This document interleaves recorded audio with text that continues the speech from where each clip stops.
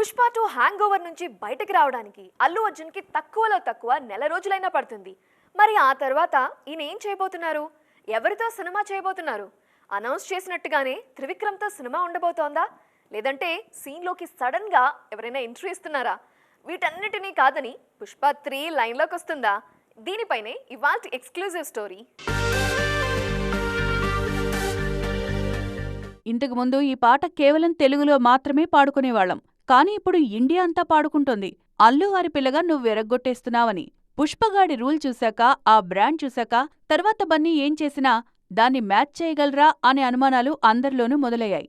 Next ప్రాజెక్ట్ని ఇప్పటికే త్రివిక్రమ్తో lock చేశారు అల్లు అర్జున్. గుంటూరు కారం విడుదలకు ముందే బన్నీ త్రివిక్రమ్ సినిమా ప్రకటించారు. కాకపోతే ఈసారి రొటీన్ ఫ్యామిలీ ఎంటర్టైనర్ కాకుండా perfect pan Indian cinema plan చేస్తున్నారు గురూజీ. ప్రీ ప్రొడక్షన్ కోసం చాలా టైం తీసుకుంటున్నారు. పీరియాడ్ నేపథ్యంలో సాగే భారీ యాక్షన్ ఎంటర్టైనర్ ఇది.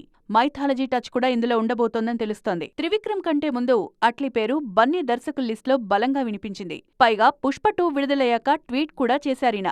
అయితే అట్లీని కాదని తనకు హ్యాట్రిక్ ఇచ్చిన త్రివిక్రమ్కే ఓటేశారు అల్లు అర్జున్. బన్నీ ఇమీడియట్ గా చేసే సినిమా కూడా ఇదే. పుష్ప 3 అనౌన్స్ చేసినా ఆల్రెడీ రామ్ చరణ్, సుకుమార్ సినిమా ప్రకటించారు కాబట్టి ఈ ప్రాజెక్టుకు ఇంకా టైం పడుతుంది. అన్నీ అనుకున్నట్లు జరిగితే సంక్రాంతి తర్వాత ఓ మంచి వీడియోతో త్రివిక్రమ్ బన్నీ ప్రాజెక్టు ప్రకటించనున్నారు. 5 ఏళ్లుగా గడ్డంతోనే ఉన్న బన్నీ గురూజీ కోసం బాగానే మేకోవర్ కానున్నారు. ఈలోపు బౌండెడ్ స్క్రిప్ట్ సిద్ధం చెయ్యనున్నారు మాటల మాంత్రికుడు. గీతా ఆర్ట్స్ భారీ బడ్జెట్తో నిర్మించనున్న ఈ సినిమా 2025 జూన్ తర్వాత సెట్స్ పైకి రానుంది.